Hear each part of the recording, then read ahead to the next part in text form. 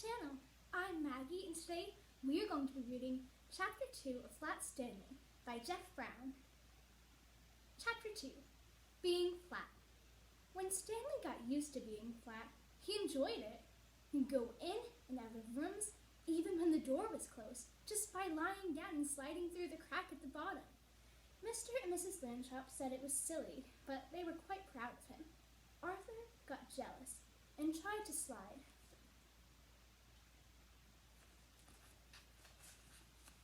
under a door, but he just banged his head. Being flat could also be helpful, Stanley found. He was taking a walk with Mrs. Lanchop one afternoon when her favorite ring fell from her finger. The ring rolled across the sidewalk and down between the bars of a grating that covered a deep, dark shaft. Mrs. Lanchop began to cry. "I have an idea," Stanley said. He took the laces out of his shoes and an extra pair out of his pocket and tied them all together to make one long lace. Then he tied one end of that to the back of his belt and gave the other end to his mother. "Lower me," he said, "and I will look for the ring."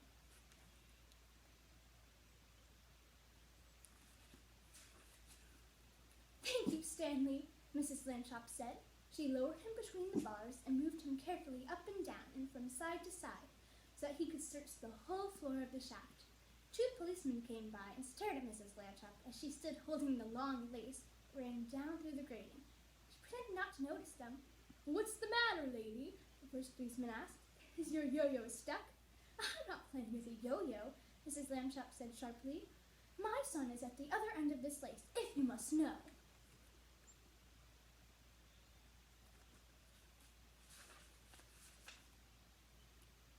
"Get in the net, Harry," said the second policeman. "We have caught a cuckoo."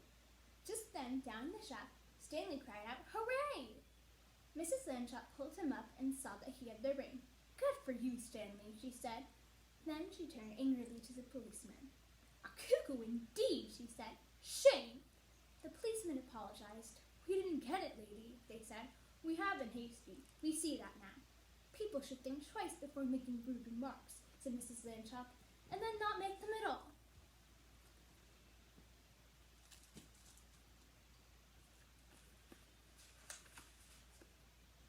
The policeman realized that was a good rule, and they said they would try to remember it. One day, Stanley got a letter from his friend, Thomas Anthony Jeffrey, whose family had moved recently to California.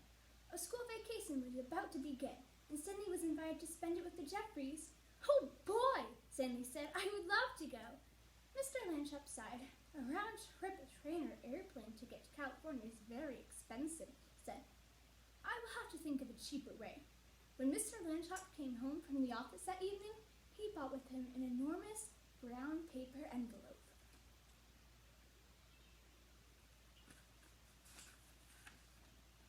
"Now then, Stanley," he said, "try this for size." The envelope fit Stanley very well. There was even room left over.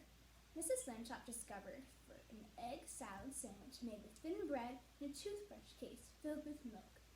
He had to put a great many stamps on the envelope to pay for both airmail and insurance, but it was still much less expensive than a train or airplane ticket to California.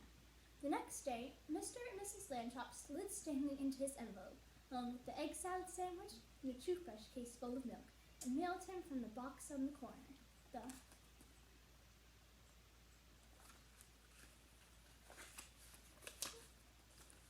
envelope had to be folded to fit through the slot. Stanley was a limber boy, and inside the box, he straightened right up again. Mrs. Lanchop was nervous because Stanley had never been away from home alone before. She rapped on the box. "Can you hear me, dear?" she called. "Are you all right?" Stanley's voice came quite clearly. "I'm fine. Can I eat my sandwich now?" "Wait an hour, and try not to get overheated, dear," Mrs. Lanchop said. Then she and Mr. Lanchop cried out, "Goodbye, goodbye," and went home. Stanley had a fine time in California.